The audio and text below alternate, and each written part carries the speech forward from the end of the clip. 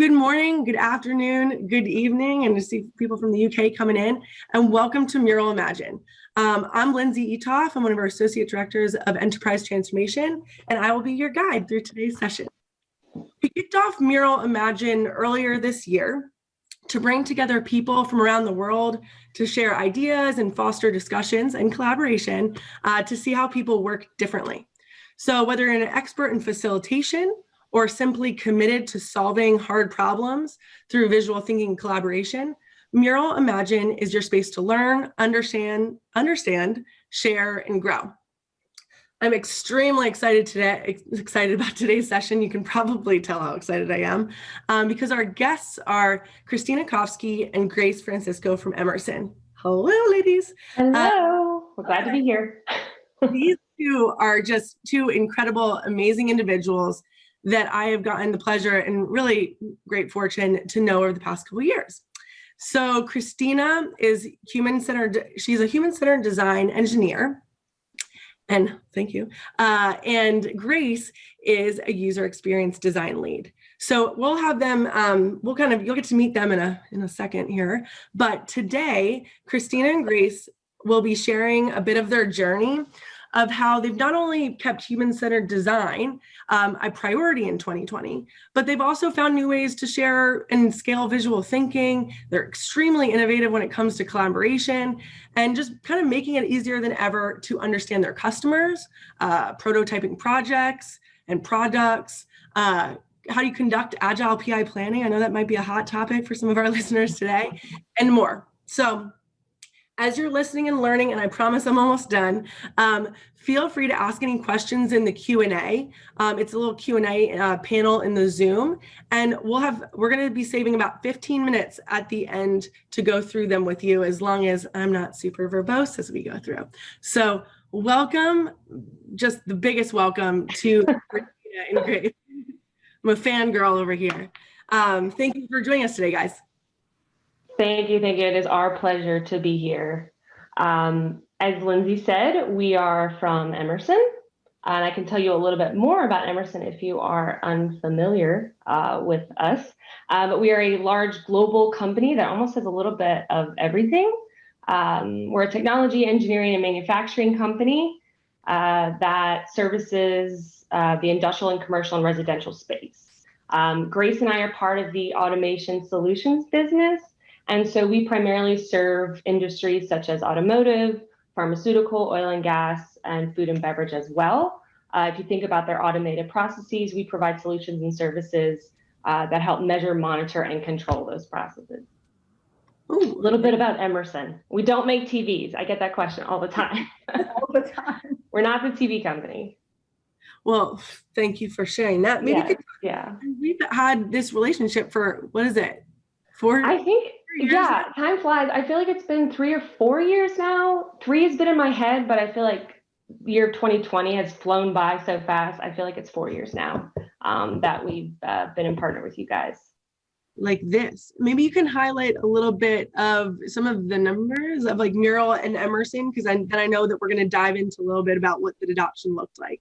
Sure. So right now we have about 370 MURAL members across the organization. We've got about over 100 templates that are being used and leveraged within our Emerson workspace.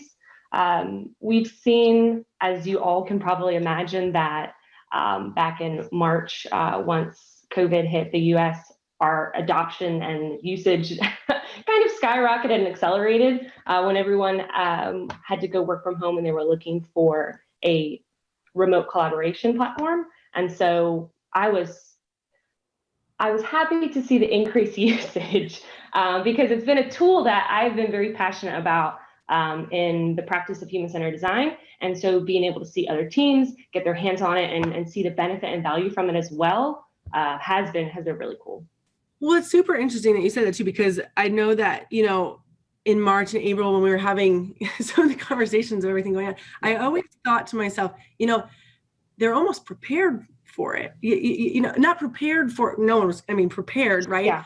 In terms of working and trying to collaborate and thinking about how do we do human-centered design digitally. I'm not even going to use the word remote or virtual or anything, digitally. And that's where our relationship first started. The objective was, how do you do human-centered design in a digital fashion? Because you guys were flying all around the world and everybody couldn't always be there. So maybe you could talk a little bit about, how did adoption of Mural start at Emerson? Exactly. Maybe we can start there if you're good with that. Yeah. So I'm part of the Human-Centered Design Institute within the Emerson Automation Solutions business. And our goal is to educate, upskill all of our teams in the practice of human-centered design. And we leverage the LUMA system of innovation. That's the framework that we have adopted to innovate through human-centered design. And so our journey with Mural got started because we've been running introductory courses and trainings for a while. And one of which if you're unfamiliar, it includes a lot of posts or sticky notes or post-it notes, a lot of things happening on the wall. Exactly.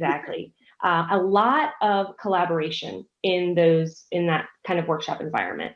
And at the end of it, we'd always constantly get questions. This is great. I love this and I want to use this. How do I do it with my team that is in Manila? Or how do I do it with my team in India? Because we are a large global company. So a lot of our teams are distributed in a way. And I never had a good answer for them. So that was one of the prompts of what got us started looking. But also when we were doing in-person workshops, it was great. The engagement and collaboration in the session was high. But then we wanted, once everyone went back to their offices or outside of that workshop, we wanted the engagement to continue. And so it's like, how are they going to continue that when all we're doing is taking pictures of the wall? It's really hard to engage and keep that collaboration going. So we're looking for some sort of digital tool to enable that. And that is kind of how we started this journey with Mural. And it's been a great roller coaster since then. Cool. But no, it's really, I remember some of our first conversations when it was, okay, we're doing these workshops, right? We're training people and enabling people how to do these workshops. Sometimes our team can't always fully get there. So how can we even support the facilitation of that or any of this work? Like you're talking with PI planning. So with Agile. So it's super interesting and impressive. So a big you and the team of where you've gotten to. Yeah, so it's grown from that kind of initial focus, but once you experience Mural, you are a fan and you want to have it. You want to be able to use it for your work. So the usage has grown kind of organically out of that. And there are pockets, strong pockets of usage. And one of those teams that has really adopted Mural and run with it is the Delta V Technology Group, which Grace is a part of. They, I think about 2 years ago, started a safe agile transformation. So it's shifting a lot of the way that they work, and they have been able to leverage Mural to help with that shift. I think Grace is going to tell us a bit more about how that's going. Yes, let's hear it. Hey y'all, yeah, for sure. There's Grace. This is the main crux of the topic, isn't it? How shift happens around or has happened at Emerson. I'm Grace Francisco. Everything and anything that Christina Koffskey just talked about, the teaching of human-centered design, upscaling. So the difference between her role and my role is that in product development, we actually do those things. For example, one of the techniques that Christina evangelizes on is affinity clustering, right? And so grouping things together, key patterns, we actually do that, and we do that in Mural. But anyhow, some of the shifts, the biggest shifts that has happened as of late, Christina alluded this already, that big shift from traditional waterfall product development process into the safe Agile framework. Hopefully some of you are familiar with that. Basically, we now have shifted to doing product development work within 10 weeks at a time. Mm-hmm. The PI stands for program increment, by the way. And so that's definitely one key big shift. The other thing that shift has allowed us to do is actually allowing the Agile teams to plan their work. Lindsay, you're throwing your hands up like, what a novel idea. And Get so work done. Make shift happen. I love it. Yeah, I mean, a quote is like, before it was like, here, you do this. This is what you need to do. But this time around, it's like, okay, we've got 10 weeks. What are we going to work on? What features are we going to pull for the next 10 weeks? What are we going to accomplish? So that's another big, big shift. Also, that relationship, that collaboration within the Agile teams and the product marketing manager. We are planning things together. Like if we're going to do validation of some sort, we're actually getting together and like, what are we going to want to learn from our customers? We have that tight collaboration. And our product marketing groups, they are part of the demo. We completed. This is what we completed. How do we like iterate on this? So it's definitely a tighter collaboration this time around. Also, shift in communication. Here's the thing, it's happening more often. Yay.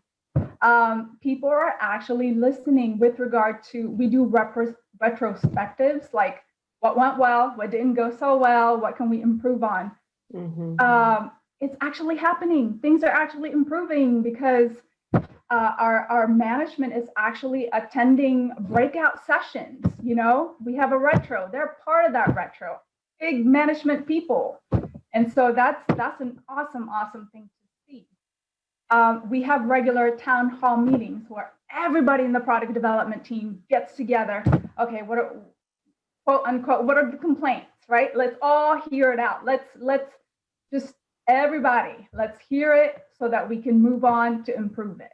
So, but if I were to sum up, the biggest shift right now as part of that is that customer centricity.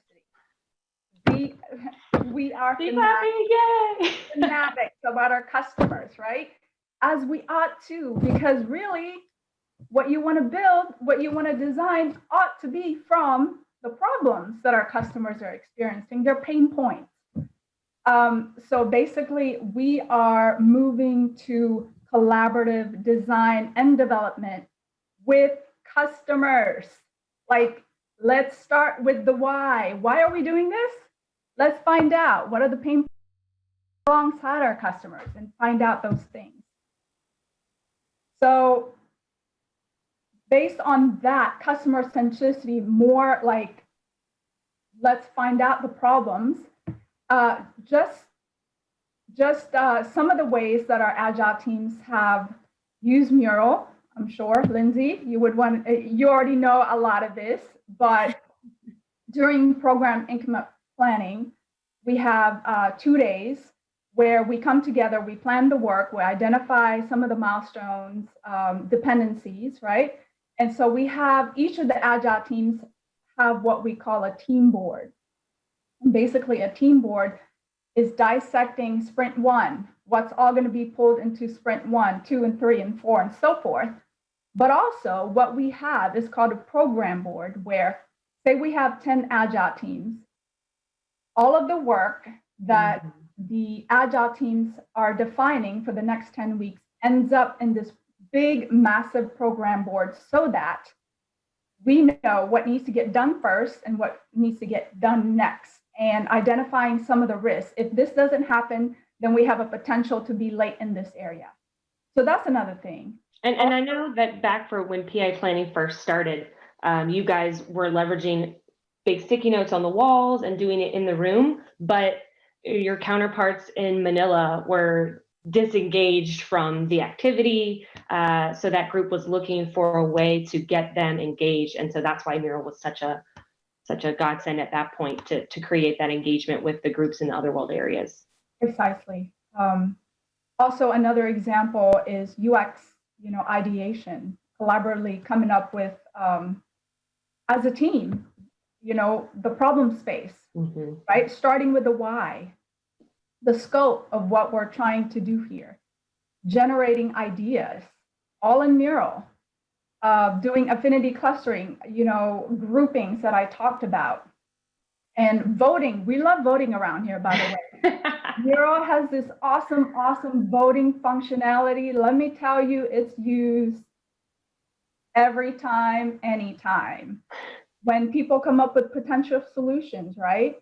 We vote on what resonates, what would solve the customer's problems. I'm gonna celebrate for the voting. All right. Someone should have given me facilitator access. So, it's true. Whenever I show someone that, they're like, "Oh, wow, cool. Yeah, we gotta have to use that." Yeah.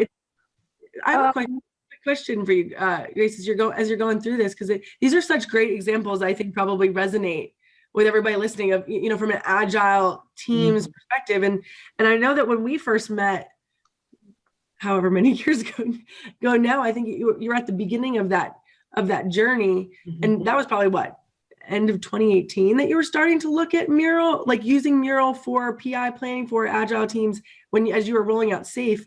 What's even like these are some of the great ways that you're using. What are any of the kind of, you know, challenges that you ran into maybe, and how did you overcome that? You know, and sometimes it's a little bit difficult to get someone to adopt doing something in a different way. So I don't know if you want to talk to that for a second, and because I know that we have a bunch to talk about, but as you're speaking through this, I'm thinking along that line. Some challenges for the teams to adopt this. Yeah. It's kind of intimidating at first. Like, how do I ...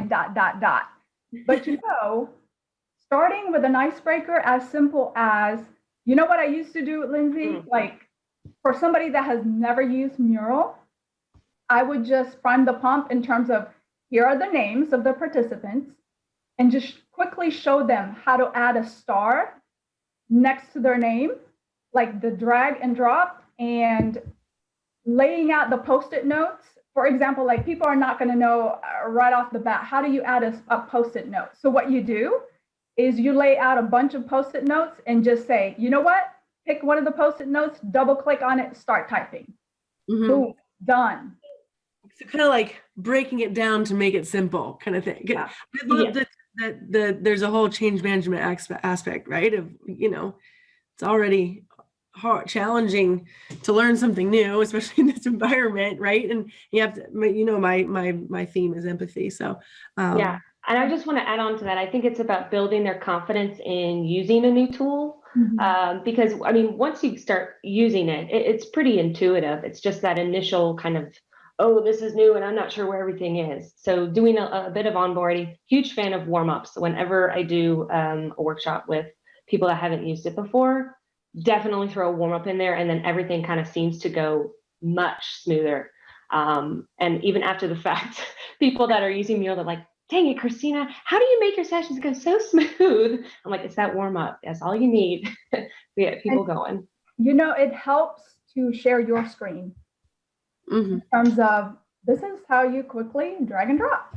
And once they see it once, people are smart, so they can follow that thing right away.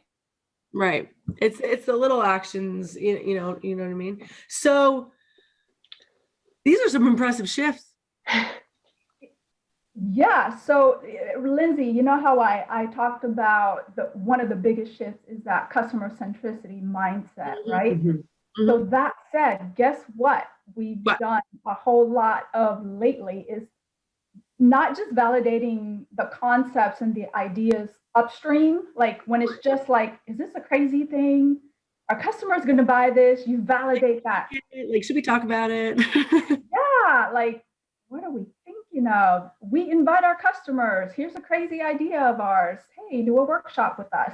But also downstream, right? Not just demoing the work that's completed by the Agile teams, but also, let's say you've done like 2 PIs, which that's 10 weeks, 10 weeks, 10 weeks. You've got an MVP.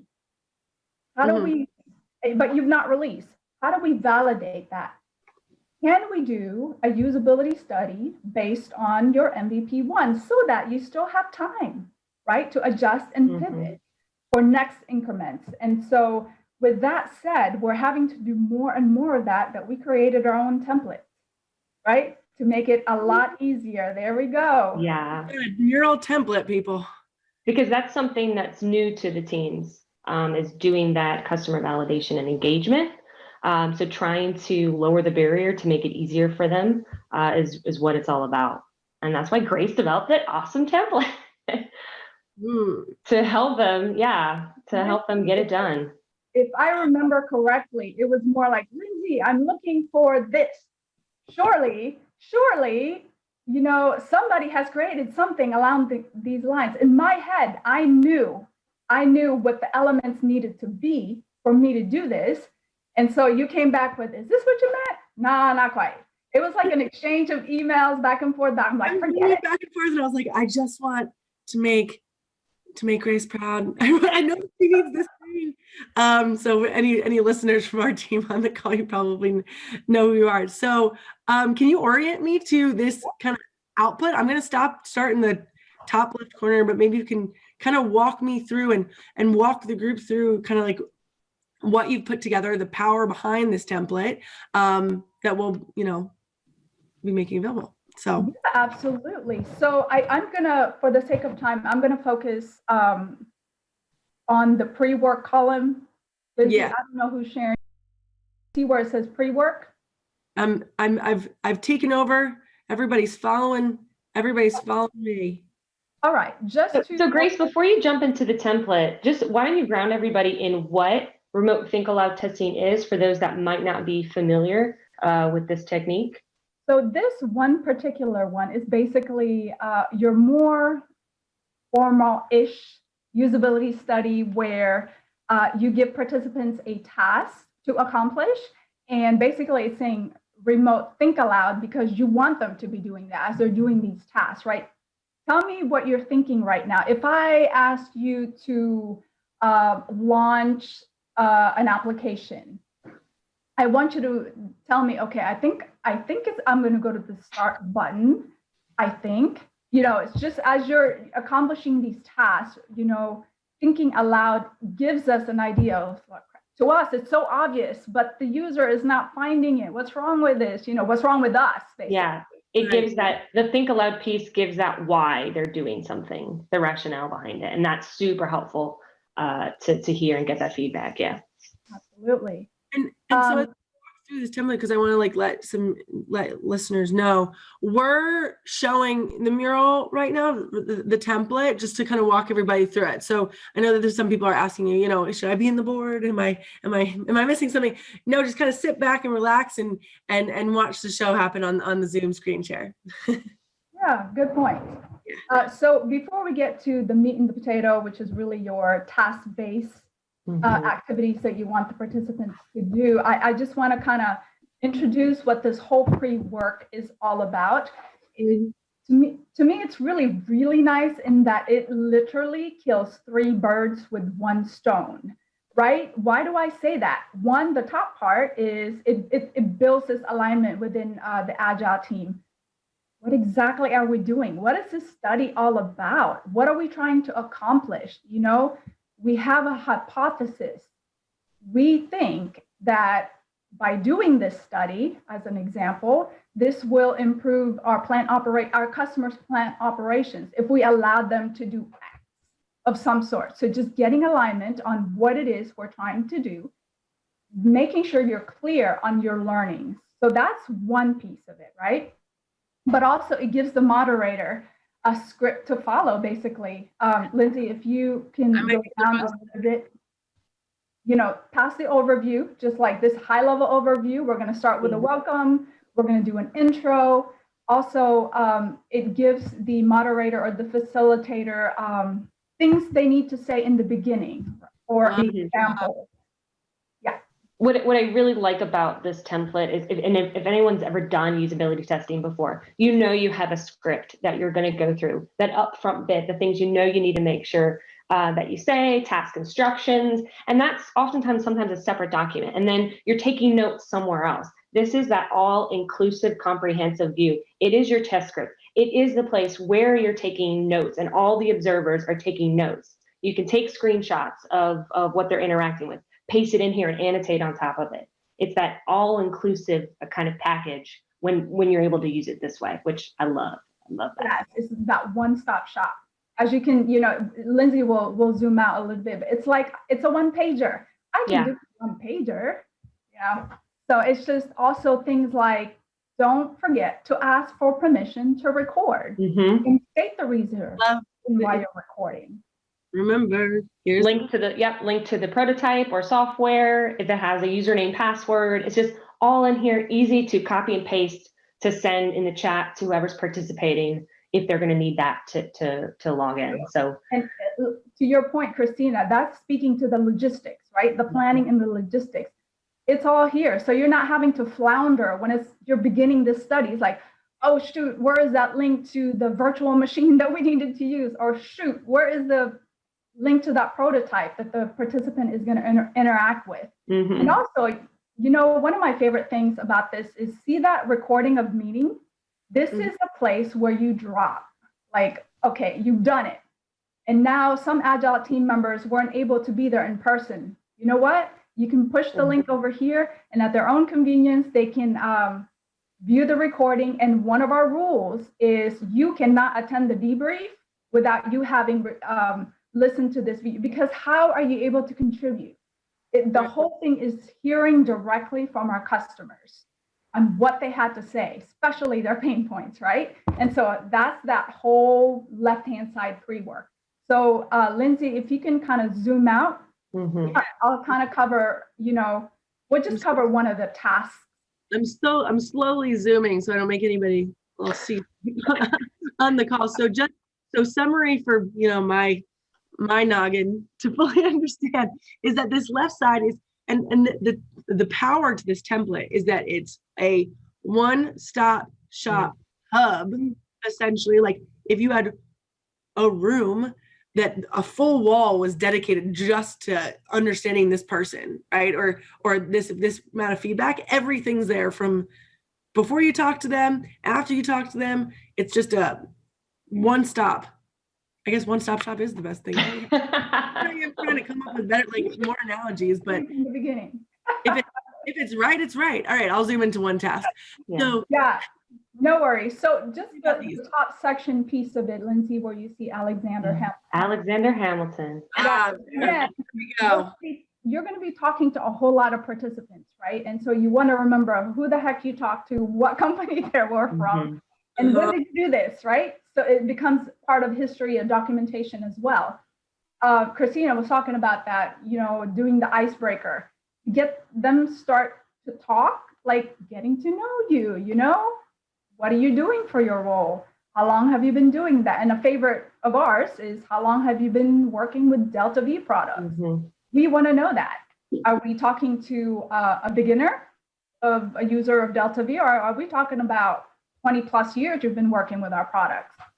Also to the right of that is setting the context. So just orientating or managing their expectations with regard to, take 5 minutes. This is what we're going to do. This is how we're going to start. And this is how we're going to the end. So we're just going to allow you to navigate. We're going to allow you to search for content. And then we're just going to ask for your opinion.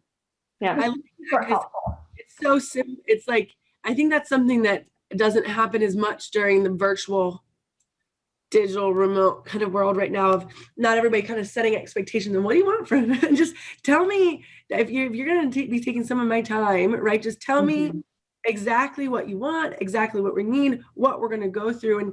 And I think that you get also with these templates, everything's already kind of created for you. So you don't have to think about, okay, I'm getting all the setup, right? You're really just focusing on what you're getting out of them, right? Yeah, and these two up front, those kind of getting to know you questions and this setting the context of what they can expect. It's all about trying to make them feel comfortable. When you're participating in user testing or usability testing, it's natural to feel kind of anxious, kind of feel like, oh, I want to do a good job, or, to be nervous. So it's all about, and we're all comfortable usually talking about ourselves. So prompting with some initial softball questions just to get them, comfortable talking, and then adding that additional context. Is again, it's all about making them try to feel comfortable before we get into the bit where they're going to be doing most of the talking. So making them feel, again, just kind of comfortable and relaxed. I like it. So these tasks, you've organized yourself on the left-hand side. And I know I'm using my hands a lot, even though we're looking at the mural. So on the left-hand side, we're setting up, we're doing the pre-work. On the top, we are kind of just setting the session, right? Of, you know, getting them warmed up, like Christina was just saying, to be willing to talk to you, you know what I mean? And then, so now there's the tasks. Yeah. Grace, you want me to just go to the first task, right? And I'll kind of hone in on. Yeah, because it's basically cut and paste for all the rest. You know, the task that you have here depends on how many learnings or how many things you want them to do, right? Let's just kind of talk about the first task here. You know, give them a high level overview. What's going to be the point of task one? Perhaps the goal of task one is all about, okay, how do you launch this thing? If I give you this new feature, where do you think you need to launch it or access this thing? This is a real example, actually, and this is released, so it's safe in terms of it's not giving you guys things I'm not supposed to be giving. For a second, I was like, uh-oh, is it the wrong one? Yeah. Just kidding. This one particular one, and the template will be empty, but we thought it would be helpful to just kind of show you a real world example. Our Delta V help documentation has never gone through a usability testing before. Imagine that. It's like from the very beginning to now, 20 something years, Christina, it's not gone through a usability testing. And so this is what we did. Let's find out what's working, what's not working, and how do we improve that? So this one particular study was that. And so, you know, the main goal, and then what are the subtasks do you want them to do? With this one is, okay, how do you launch help documentation? There's several different ways they can access help documentation for Delta V. We're just trying to find out, do they only know of one way? Okay, if not, okay, we got to do something about this, because they can access it in so many different ways, right? You give them an instruction, launch Delta V help documentation, and you watch them how they do it. I love having a screenshot of what they're going to be interacting with. Do you know why? Because as a team, you can like directly add a post-it note on that one particular spot that they're like had trouble with. Exactly. Like the participant had no idea, did not even notice this functionality existed. Thank you, Lindsay. And that's basically what we want. Or sometimes for the facilitator, we like putting a screenshot because we need to know exactly where you want the participant to end up. And so we kind of like circle it. This is where they need to be. And if they never find that, okay, pay attention to that. So it's kind of like it's a multi-help, right? It's kind of like a help for the, I just showed a little bit of the drawing. It's like a facilitator guide help of the person, but also knowing, you know, but go ahead, Christina, I know that you're going to say something. Yeah, well, and this is the facilitator's guide. Just for additional context, this is one of the murals that we're not actually sharing with the participant. They're not in here with us. It's the facilitator and the observers on the call. The participant themselves is interacting with the prototype or the software, the product. And they're sharing their screen. And they're exactly sharing their screen. So this is one of those that the customer is not in here with us. But adding these screenshots and adding these different prompts to help the facilitator is really what I think this upfront part is about. You've got an area for the instructions, like you said, the possible endpoints, and maybe prompts to redirect them if they don't get there. And then area for your general observations over to the right. Go to the right.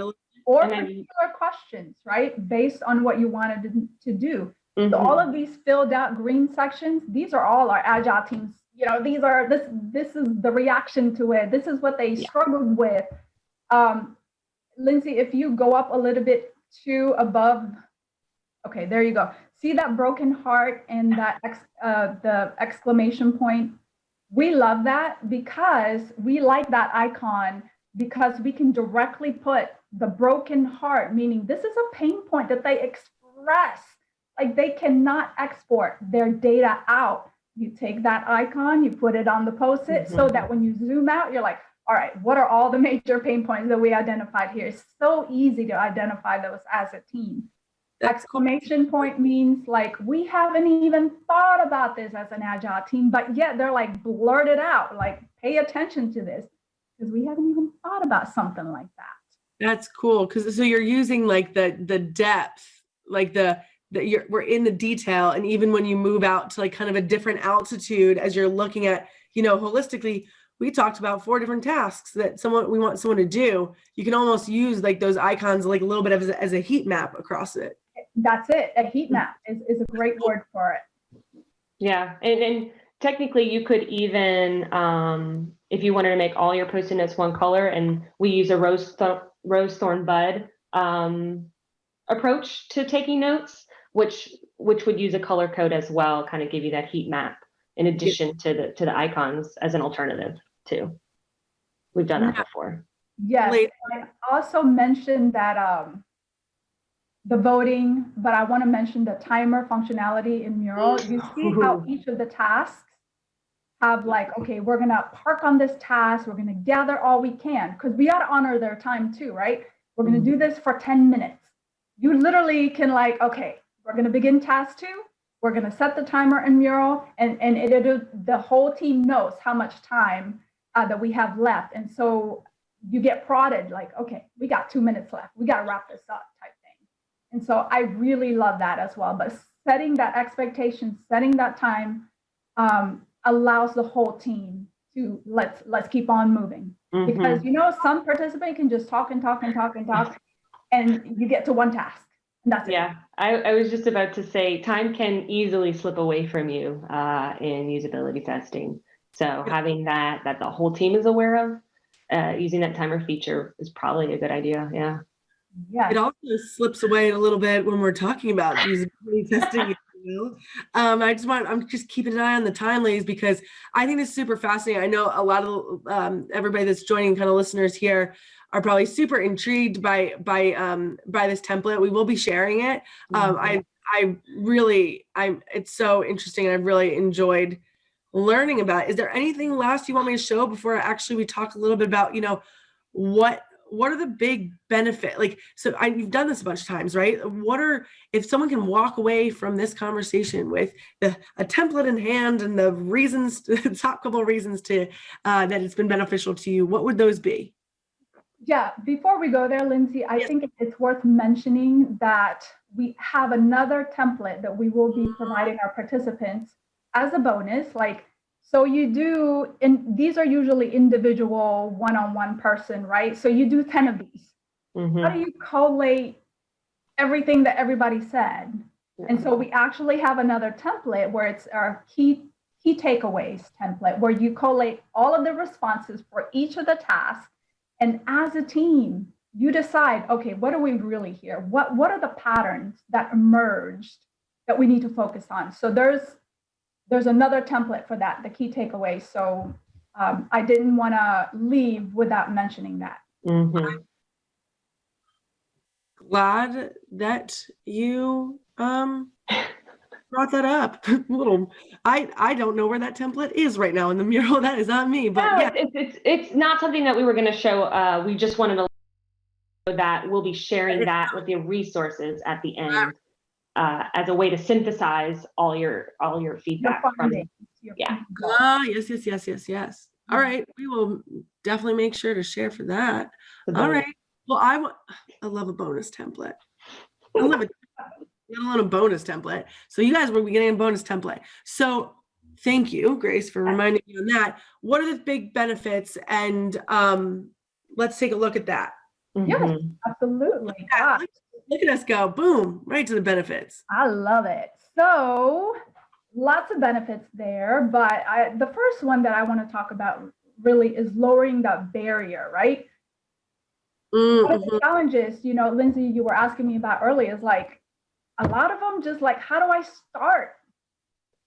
Like, this is a framework. You see how planning and logistics, you don't even have to think, just collaborate with your team and identify the task. Like, it really does lower the barrier, right? And so I actually want to share a quote that from a developer. I'm not making this up, right, Christina? Like, directly from the source. Directly from the source. I'm going to read that. Basically, he said, above all, this was my experience of a successful demo using a structured template. Because of this experience, I feel more empowered to initiate considerations for demos for future projects earlier in the development stage. That is the behavior you want. Mm-hmm. You know? Yeah. And so just like giving them a tool, structure, or format, where to begin. Here it is. And because like we said earlier, this is kind of new for these agile teams. You know, this is not their expertise, user experience research or things like that. So whatever you can do to lower that barrier and make it more accessible, make them feel comfortable doing it, you know, that's the cherry on top. That's the key word, is empowering the agile team. Yep. I love that. Yes, and so the other piece that we're seeing here is it's that streamlining the process. I like the way Lindsay said it the other day. It doesn't have to be so pretty, even though it was. I mean, it's a good looking template, and I'm sure as we're going through these key like benefits and kind of takeaways, I do want to start seeing some people's questions coming in through the chat, because we're getting close to that time. But no, it's pretty. Basically, Streamlining is good. What's that? Streamlining is great, though. I mean, it's like it makes it so much more repeatable and easy, less daunting, almost, if you will, to be able to do something over and over, right? And that streamlining piece of it, it's a quick and dirty thing that we can do this real quickly, right? Yeah. And I just want to add on to that, is because like there are tons of different platforms, sophisticated platforms that are specifically designed for user testing or doing user usability testing. But this aligns more with one, this is available to us, and two, it aligns with our kind of qualitative, quick and dirty approach to usability testing, where we have our paper script, we're jotting down notes, and then we're getting together with our team to sort of synthesize all our notes. Having this streamline that process for us, because it's already digital, already there, ready, like we can make that step to start analyzing and synthesizing really quickly. So that's part of how it has streamlined,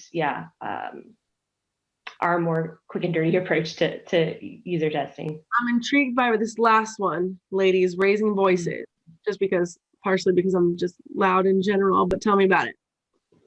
Basically, you know what? First and foremost is hearing directly from our customers. It ends arguments based on opinion real quick. When our customers can say, these are our pain points, we know where to focus on, right? This one help documentation usability study that we did, an SME or subject matter expert who built this from the ground up. When she was able to hear some of the things that our customers were saying, another direct quote, she said, seeing users in action, actually using the help and struggling with it, has given me a more urgent desire to improve our help and address our users' needs. That is like another behavior. That's what we want, you know, like that enthusiasm, that urgency. I must do something about it because our customers are telling me this stuff. So from the Agile point of view, but also raising the voices, like an example would be the validation we did with the Korea the other night. You know, some are introverts, right? Some are more comfortable adding their Post-it notes rather than verbalizing their thoughts. And that's fine. Yes. And that's also fine too. I know when I do talks about this, it's some people will be more talkative than me and some people will write it down, but the Post-it notes kind of like levels the playing field a little bit. I think that's kind of what you're getting to, like a little bit, right? Yes, and there's so many voices that get raised, actually. You know, from the perspective of our product marketing managers who has to do some balancing act, like the scope and the budget and when do we release. But him or her hearing directly raises his voice with the balancing act he's got to do with the product development team. We now understand better these competing demands, right? But when he can focus what we need to prioritize based on what we hear, then there's no like, oh, I get it. I get why we need to do what we need to do for the next release. It's obvious.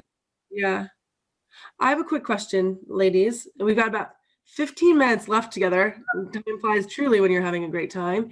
And I know we promised 15 minutes to everybody for Q&A, but let's give them 10 minutes for Q&A because there's some really great questions coming in. But I was wondering about in the next 5 minutes or so, if we could.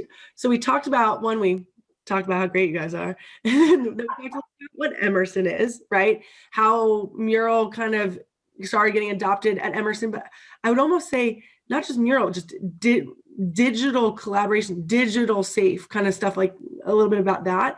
Then we started talking about the shifts, right, that you've seen, because we're making shifts happen, and then we went into the actual template to see a tangible example, right? What's coming next? Do you see any, what are you thinking about in terms of further shifts in how your work is done at Emerson? Can you talk to me a little bit about that? Yeah, Grace, I want you to go first, talking about more like the technology org, and then I'll echo at a higher level that I see. So I have a vision that one day I'm just so intrigued. I'm coming close to the computer. No, my boss and my boss's vision, vision, technology vision is to increase this customer engagement more and more and more and more, right? We see a future where, Mural is one thing, but it's that inviting our customers in person to do refinement workshops with us. So at the beginning of, say, an epic is like, think of it in this typical world as a huge project. When you're trying to dissect and refine that epic, how about it? Having our actual customers from different industries whiteboarding with us with regard to their customer journey, right? We're thinking of building this epic, this project. Yeah. What does their current process look like? Describe that to us. And now let's pretend this thing is built. What does that journey look like? So just having them present, that's where we want to be. Mural is one thing, but having them in person to meet, right. Our Agile teams to meet. Mm-hmm. So we are targeting for that, and that will happen, I think. Because we're talking more and more, and our VP of technology supports and knows the benefits and the value for having that. And so when you've got that support from the top all the way down, it's gonna happen. Mm-hmm. The other thing I believe is that design thinking will be seen as a competitive advantage, meaning it's always gonna start with a why, right? And so we will be winning products because it has gone through design process and not just, let's build this thing because it's cool. And it's just not, we are not our users. It's a mantra that I always have to turn back to. And the way we release is going to be another shift for us, meaning it's whatever the customers need, that's what they buy. Not like, here's a big, huge release, buy it all. But like, here's what you actually need. Yes, here's what you need. Yeah, and I'll piggyback on that. I'll try to be brief. She talked about bigger focus. That I'm staring at the clock. Bigger focus on customer centricity and that design thinking, and that is part of my job, is to scale that across Emerson, get more people thinking that way, thinking to visually collaborate, iterate, empathize. And traditionally, we've done that in person. We do in-person trainings and kind of consulting with that. And I think that this year has forced us to approach things in different ways, to digitize things in a way that I really hope that we continue using, because we've seen how effective they are, even when we go back into the office, even when things can be done in person again. So one of our big things that I think is really opening doors is we virtualized our Luma training, that introduction to human-centered design or design thinking. And it was a huge success. We saw just as much engagement and learnings when we did it virtually as we typically do in an in-person workshop, which we just never considered before. This year kind of forced us there. And so that is going to really open doors to the reach that we have, to do more world area collaboration and kind of trainings, and get even more people thinking with that design thinking lens. So that's the big picture, what I want to see the shift go. So between the two of you, I mean, there was 5 shifts that we saw, like, I mean, 5 of tons. And then between the two, there's like 6 coming for the future. So, I mean, all I can say is I can't wait to see what the two of you and broader team will accomplish, because I think the sky's the limit, based on the work that we've done together so far. How do you guys Lindsay, questions? Lindsay, Yes. I forgot to add just one more thing with that next big shift. Yes. I know this is going to be happening because when it is a scrum master within a product development team doing a tech talk, like a TED talk, but it's tech talk, technology talk on ways to innovate and using design thinking, when you've got a scrum master talking about this to the whole company, you know a shift is going to happen. Oh my God. Well, that's incredible. I love that. Thank you for sharing. that. So as we talked about, I'm going to be our Q&A quarterback here with the two of you wonderful ladies. We've got some great questions. I'm just going to start. We have them in some different sections here. I don't know if I'm being followed, but I'm going to just summon everybody because I can do that if I want to. So Tina had a great question. We'll go from the human-centered design perspective first.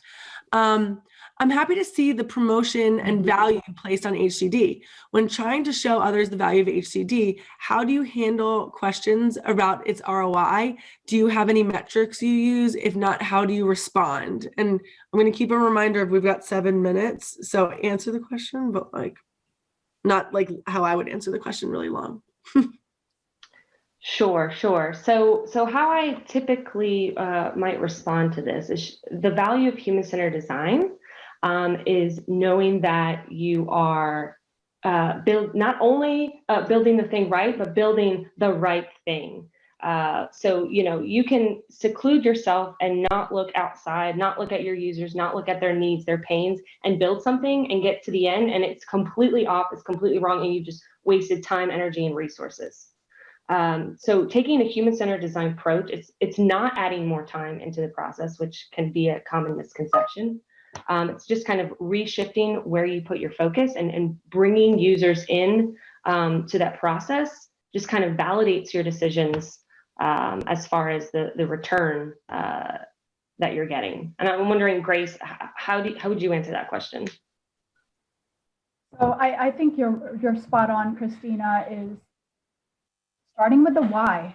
Mm-hmm. Not particularly with this Emerson, but I used to work for a company where it's like there's this one customer screaming loudly, you must build this, or one customer. But our approach in our human-centered design is that discovery phase, right? I'm hoping some people are familiar with the double diamond, divergent and convergent thinking, where let's why are we doing what we're doing, and based on our market research and user research, defining what it is that we're gonna build, right, as a team. No, that actually kind of ties into Shelley's next question. Is how do you balance those? Oh, were you segueing me? How do you guys balance customer needs and business goals, right? Do you see this next one? So your teams can deliver meaningful value to both. Exactly what you're doing. Yeah, remember that tighter collaboration with the product marketing group that I mentioned earlier? If you do that up front, and I've done this, I can speak to that for sure, where it was just a crazy idea. And when we do a workshop with our actual customers about this whole big idea and the value add, it's really what you want to get to, right? What are the use cases? We've got this grand idea, but what value would it add? Would they buy it and would they use it? So if you start with that partnership and collaboration way at the beginning, product marketing, agile teams, and customers, you will get there. You will know what business goals you need to have and prioritize. it kind of ties to Shelley's follow-up question a bit about how does Emerson educate their teams and provide access to relevant customer data so that so they can make an emotional connection? Do you use tools for archiving or retrieving this types of information? So that's a great question. Something I think we could do better at, that archiving and retrieving that type of data, because I think there's such a wealth of knowledge across our company that is not always necessarily shared or leveraged by other groups. As far as how do we make that emotional connection, building that empathy, we do encourage teams to go out and do field research, connect with customers. We have a annual users exchange where users come and users of Emerson come and collaborate with each other. So interacting with them at that type of event. But as far as tools for archiving, unfortunately, I'm not that I'm aware of that we're using. Archiving as in allowing them to view the recordings of the session. I mean, that's one thing, right? But I think the forefront question is how provide access to relevant customer data. They're part of it, simply stated, right? Whenever we do these sessions, we assign note takers. All of our Agile team members working on this feature are on there. And then if people are not, being able to record those sessions is super important. And they're part of that debrief. So they're alongside us the whole time. No, I love that. So I'm going to give maybe a minute or two more for questions. And then I can't believe we're towards the end of our time together, which is incredible. I want to do one from collaboration. I love all of the questions that were provided. So maybe you can provide your information right into the chat to our panelists for everybody to ask questions, and we can get kind of back to everybody. We have everybody's names with the questions as well. I want to make sure we kind of close the loop. Possibly we do that with the rest of the questions. What do you guys think about that, Christina and Grace, since we're at the 1 minute mark? Maybe we can kind of get some answers to these folks out at least. Absolutely. We can provide some answers here, and so when they get sent out. But to answer Justin's question really quickly, yes, frequently. That is a great way to invite users in. And Grace kind of talked about that, doing some validation of ideas up front, workshops with users and customers. Yes. Yeah, so the one particular template we talked about, it's more for the Agile teams, but we do have other templates, like Christina said, where it's a different type of engagement where our customers are actually putting in their thoughts and their questions. We do that for when we're demoing a working software that the Agile teams completed. And so you have somebody demoing the product, but behind the scenes, our customers are like adding all kinds of stuff. This is what I think about what I'm seeing. Here are the questions that I have. And, everybody wants to be heard. So I know Mason, thank you for Mason shared his information to us. So like I said, I know that we have to kind of sign off at the moment. I do want to be respectful of everybody's time, including the two of you wonderful ladies. So something I just wanted to mention, the biggest thank you, Christina and Grace, for joining us today on MURAL Imagine. It's absolutely incredible. I love to celebrate. It's amazing. We appreciate MURAL members, MURAL pretty much superheroes in my mind, like you, who share how your teams are working together, Delta B, et cetera, and really changing the way work happens for Emerson in your organization. So a big thank you and kind of kudos to that. Next week, we shift MURAL Imagine to talk to MURAL co-founder and head of product, the amazing Agu Soler, and the VP of product design, the wonderful Kit Unger, and they're going to take on the virtual stage to wrap up MURAL Imagine, our celebration of virtual collaboration. They're going to be highlighting landmark advances in collaboration, showcase new MURAL features that you may have missed, which I'm pretty excited about. And they're going to be able to give you a first look at what's coming in our releases and what we're going to be accomplishing in 2021. So make sure to register. And finally, in the next couple of days, we're going to send a recap of it to attendees of this session. So we'll include the template, the bonus template, some answers, MURAL bonus template, and some of the answers to these questions. So thank you again, you two. It has been truly a pleasure since I've been here at MURAL to work with both of you. And looking forward to seeing everybody next week on MURAL Imagine. Yep. Thanks for having us so much. Bye. Thank you both. Thank you. Bye, everybody. Bye, everyone.